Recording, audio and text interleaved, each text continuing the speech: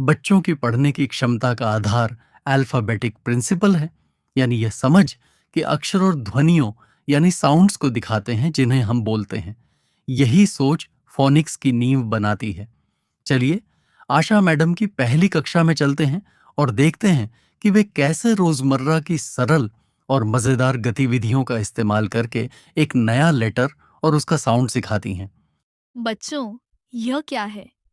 Um, हाँ, English में हम इसे मैंगो कहते हैं। सब बोलो, मैंगो, मैंगो। हम सबको मैंगोज बहुत पसंद है। चलिए, मैंगोज पर एक छोटी सी राइम बोलते हैं। मेरे साथ बोलो, mango mango yellow and sweet, mango mango a good fruit to eat. Teacher बच्चों की रोजमर्रा की जिंदगी से जुड़ा एक असली मैंगो लेकर शुरुआत करती हैं, ताकि सीखने के लिए एक साफ और परिचित कॉन्टेक्स्ट बन जाए। अब ध्यान से सुनिए, मान गो। शुरुआत में आपको कौन सा साउंड सुनाई दिया? चलिए, सब मिलकर वही साउंड बोलते हैं। "म्म", टीचर बच्चों को पहले साउंड "म्म" सुनने और बोलने में मदद करती हैं। मां नहीं, यानी पहले सिर्फ सही ध्वनि पर फोकस कराया जाता है। ठीक है बच्चों, अब ध्यान से देखो। यह लेटर एम है। सब बोलो, एम। यह लेटर साउंड बताता है। चलो, सब मिलकर बोलो, "म्म"। इसके बाद आशा मैडम लेटर का नाम और उसका साउंड बताती हैं और बच्चों से बार बार अभ्यास करवाती हैं, ताकि साउंड की पहचान पक्की हो जाए। बच्चों, अब कक्षा में चारों तरफ देखो। अल्फाबेट चार्ट में लेटर एम कहाँ है? उंगली से दिखाओ। बहुत बढ़िया। अब ध्यान से देखो। यह कैपिटल एम है और यह स्मॉल एम है। दोनों का साउंड ही होता है। चलिए, मेरे साथ बोलो, capital M, small M, teacher बच्चों को स्मॉल एम और कैपिटल एम दोनों की पहचान कराती हैं, लेकिन ध्यान लगातार साउंड पर ही रखती हैं।